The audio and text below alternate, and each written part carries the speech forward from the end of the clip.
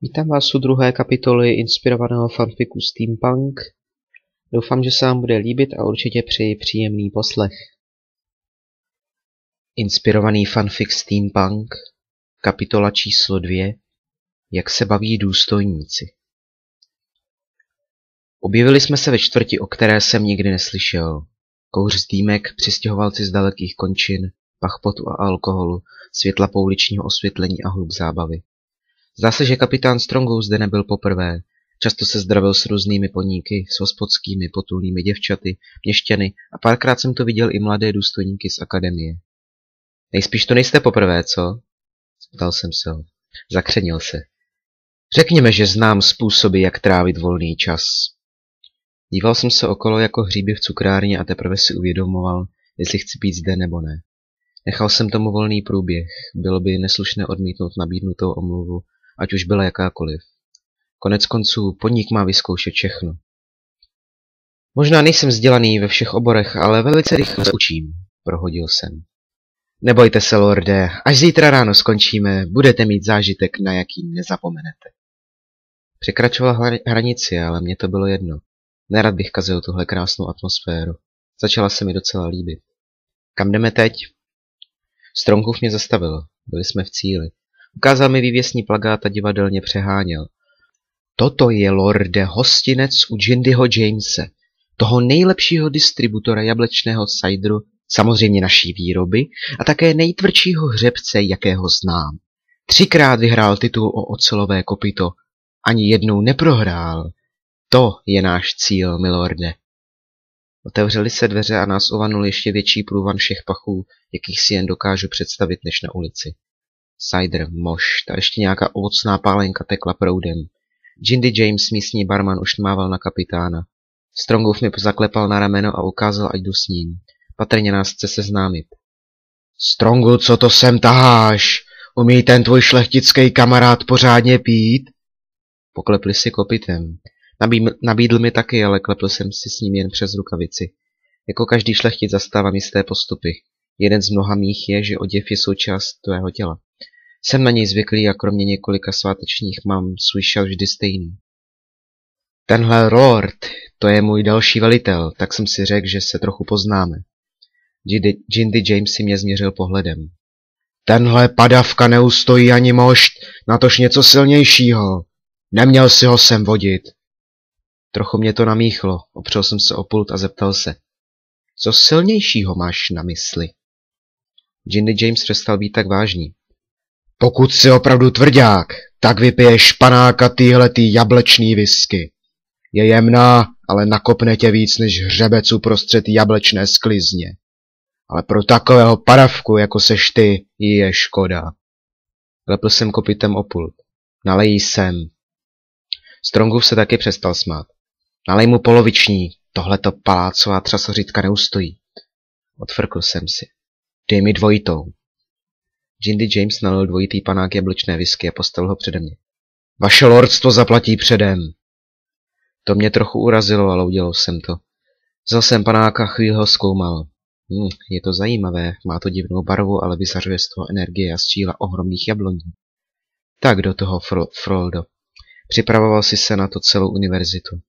Kopnul jsem to do sebe, ale mělo to tak příšernou palčovou chuť, že jsem to nechtěl polknout. Chvíli jsem se kroutil, ale pak se donutil to spolknout. Bylo to hodně, ale já to dokázal. Pak přišel ten efekt alkoholu a především magie. Ten parchan to vylepšil magií. Chtěl jsem ho za to seřvat, ale dokázal jsem akorát mumlat jazykem. Ty tam dal magii. Jindy James se chvíli díval, jak modrám, pak zelenám, ale nakonec se usmál.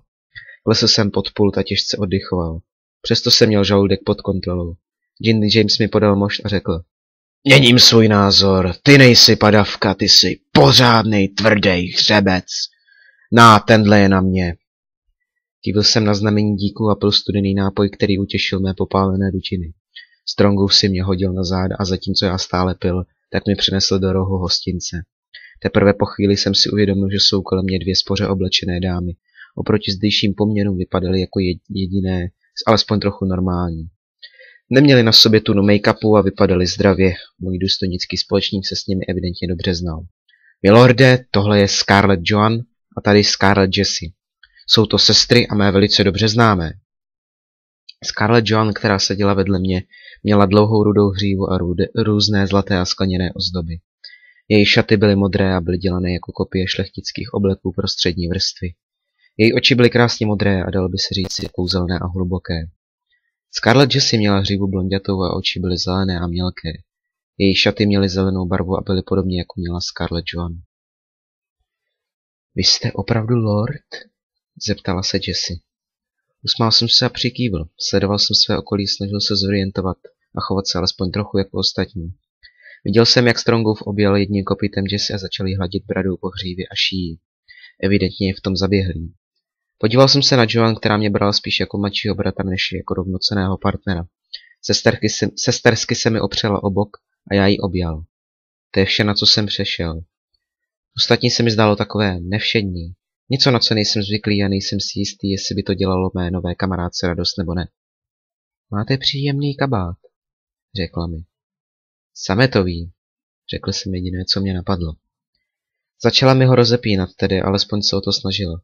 Posunul jsem se výš a vyndal z něj své kopyto. Zavrtala se do mého boku a já ji do ní přikryl. Začala mi příjemně vrnět pod krkem a já ji hladil po hřívě. Podíval jsem se na Strongowa, který mi naznačil kopytem, že jsem to zvládl. Šlo to nějak samo. Strongów vzal Jessie za kopyto, něco jí zašeptal a odešli spolu někam nahoru. Cestou dal signál Jindy Jamesovi, ať mě pohlídá, tedy alespoň myslím. Jindy James přišel za mnou, dal mi klíček s číslem 13 a popřál mi štěstí. Vzal jsem Joan za kopyto a řekl jí, že půjdeme na pokoj. Bez protestu souhlasila. Vyběhl jsem s ní po dřevěných schodech a otevřel pokoj. Byl to malý střídmý pokoj s postelí, umyvadlem s vodou a zrcadlem a malými kamínky, které byly zapálené a příjemně hřály. Zatímco jsem zamykal, tak Joan si lehla na postel. Lehni si sem ke mně, řekla mi svůdným hlasem. Poslušně jsem si lehl k ní na bok, přitulila se ke mně a začala mě hladit. Kabát ležel vedle postele a pomalu chladl. Začala mě hladit po krku, rozepla mi knoflí košile, pak druhý, pak si mi zastavil. Podíval se na mě trochu se strachem, protože na tohle nebyla zvyklá. Tobě se to nelíbí? Zeptala se smutně. Pozdechl jsem si a začal melancholicky vysvětlovat. Jsem velice romantický typ, nejsem jako Strongów. Zklamaně přestala hladit a jen byla o mě opřená, já ale pokračoval.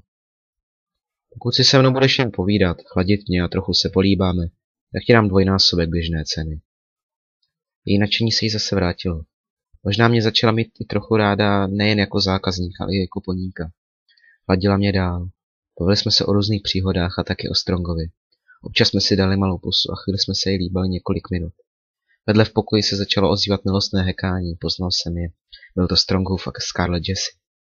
Připadalo mi to legrační a když jsem to řekl, Joan začala se smát. Poslední věc, na kterou si pamatuju, je, že jsem řekl. Na 12 se asi nenudí, ten kapitán je ale kus hřebce. Znělo to divně, ale já byl opilý, zláskovaný a v krásné apatii. Právě jste doposlouchali druhou kapitolu inspirovaného fanfiku Steampunk. Já mohu jedině doufat, že se vám líbila a určitě zase někdy naslyšenou.